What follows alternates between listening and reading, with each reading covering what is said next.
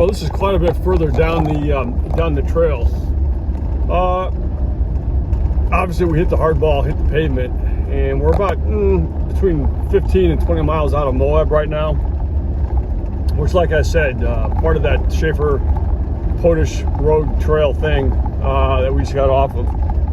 The first part coming off the top of the rim up by the Island in the Sky Visitor Center. The first part is all dirt, gravel, some washboard, slick rock. So what am I missing? Sand. You get everything within, as you work your way down the rim into the canyon itself. You get a taste of everything. So it will definitely test out your ability to drive using the different systems that your vehicle has. I drove a lot of that in 2 high or 4 high, and a little bit in 4 low as was necessary. But you could do that whole trail easily in 2 high and 4 high, and not even go to 4 low if that's not your thing. It should be, but if it's not, then don't worry about it.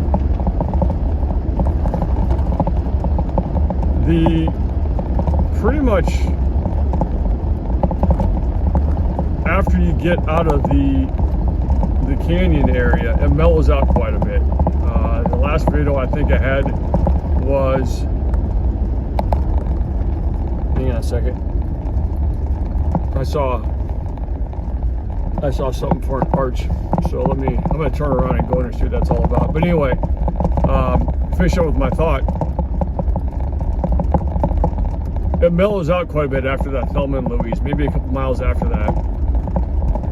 And not that it becomes boring, not by any means. Let me see if I can find this arch here real quick.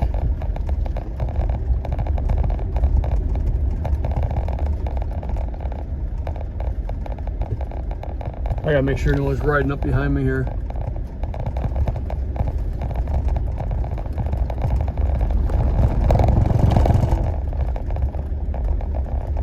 Sorry, I'm just I'm trying to find this jug handle arch, so I might end up turning around to see if I can go find it.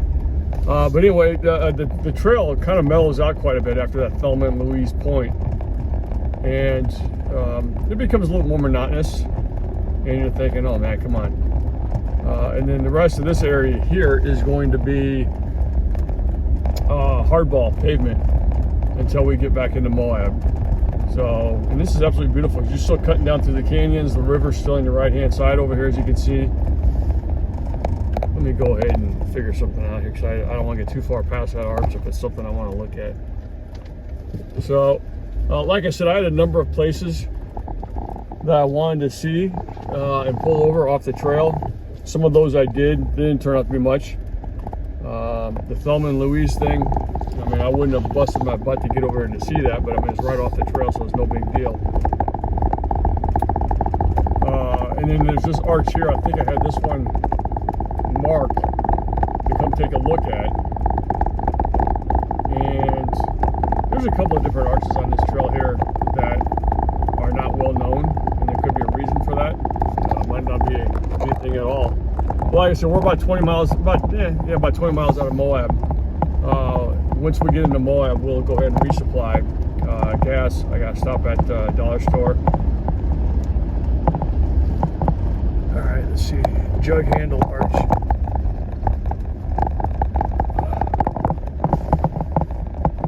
I don't know. I'll figure it out. I'm gonna go up here and park and figure this out. I'm resupplying Moab, and then we'll cut north.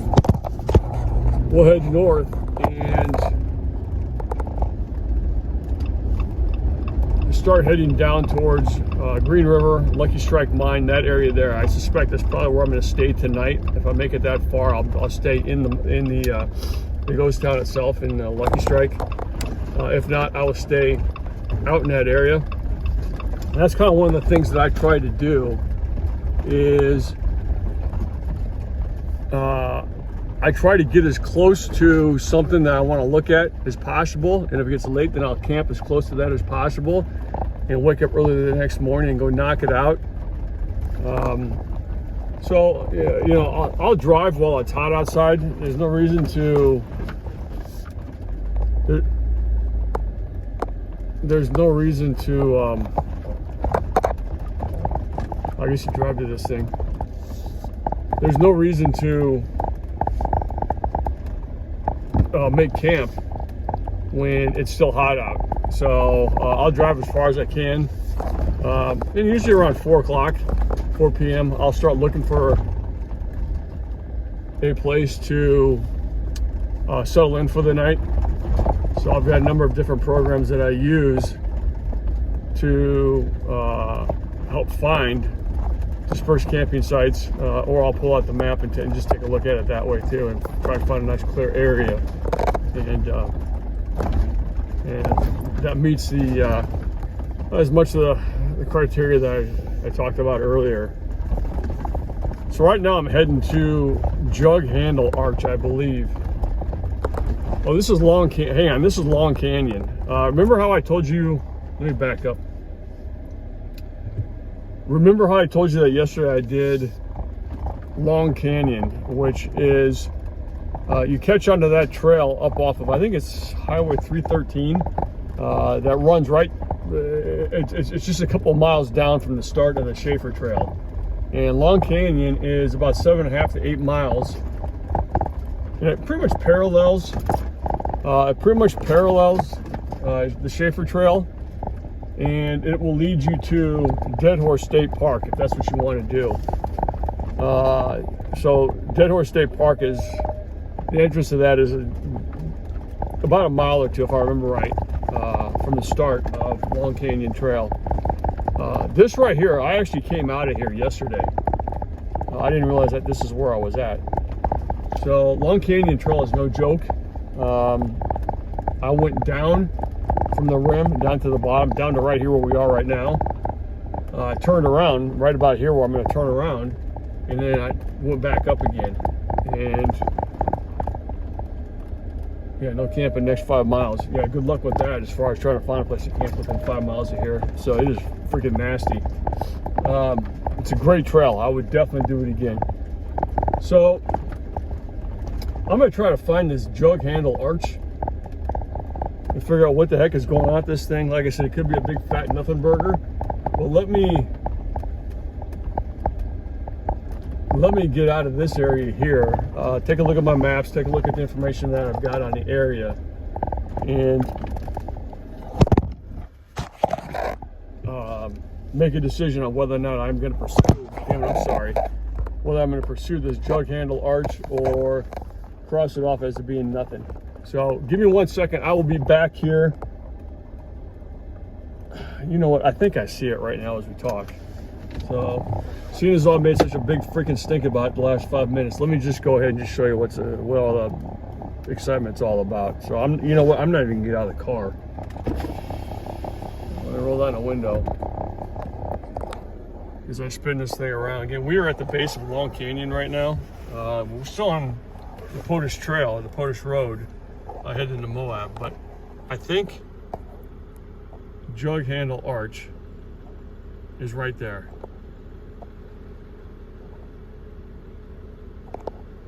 And my guess is that it's because this looks like a jug handle. It's somewhat phallic looking to me, but I'll leave it at that, your own interpretation. So, and I'm gonna say that is a jug handle arch. If it's not, I'm gonna call it the jug handle arch anyway, just to satisfy my own curiosity and expectation. So, okay. There you go. Now you don't need to make a trip out here for that. So again, we are at the base of Long Canyon. We're going to take a left, get back on the Potash Road, and continue our trek continue our push into Moab. We should be there. It's all hardball road from here on out, I believe. And if that's the case, we'll be there in about a half hour, I guess. Would I do the Shafer Trail again? Heck yes, I would. That was actually a lot of fun. And I would only do it the way we did it today. That start at the top and working our way down to the bottom. Probably what I would do a little bit differently next time is I would take a look and see about reservations at that Shafer campground down at the base of, pretty much just the base of the Switchbacks. Like I said, I believe, I'm almost positive that a permit is required for that. In fact, I can almost guarantee it. Because anything overnight, backcountry overnight, it requires a registration and permit. And I have no idea the cost of that. I have no idea how in demand that is. But I would definitely look into it next time. And just go down, camp there for the night. Not because you can't make it all in one day. I mean, obviously, it just took a couple of hours. I think it took 4 hours by the time I get done messing around, taking photos and video and observing different things and what have you. You're not going to get lost on that trail. There are a couple of offshoots. You just kind of need to pay attention to what you're doing. A good mapping program, like I said, Onyx, or stop at the visitor center and get a map of the area. That's got pretty good detail as far as the Shafer Trail and Potash. So yeah, next time I would definitely take a look and possibly camp at that campsite. And other than that, I mean, if you can get a permit for the White Rim Trail, man, I tell you what, congrats. That's gonna be my next move. Next time I come out here, I will try to secure that permit and take the Shafer Switchbacks down from the rim. And once you hit that cutoff, where you take either Shafer to the left or the White Rim Trail, basically going straight, that's what I would do. So, but yeah, great trail, great run. It's a great half a day trip. There's a lot to see along the way. I think the things I wanted to see, I stopped and I saw everything, so I'm satisfied with that. Other than that, that's going to do it for this video. Again, that was the Shafer Trail / Potash Road as we head into Moab right now, and it's about 35 to 40 miles total distance. The last part of it is, as you can tell, it's paved. Definitely do it from top to bottom. And just make sure that you've got the necessary stuff, enough fuel, enough water. Yeah, other than that, that's it. Any questions, let me know in the comments. All right, thanks. We'll talk to you guys later.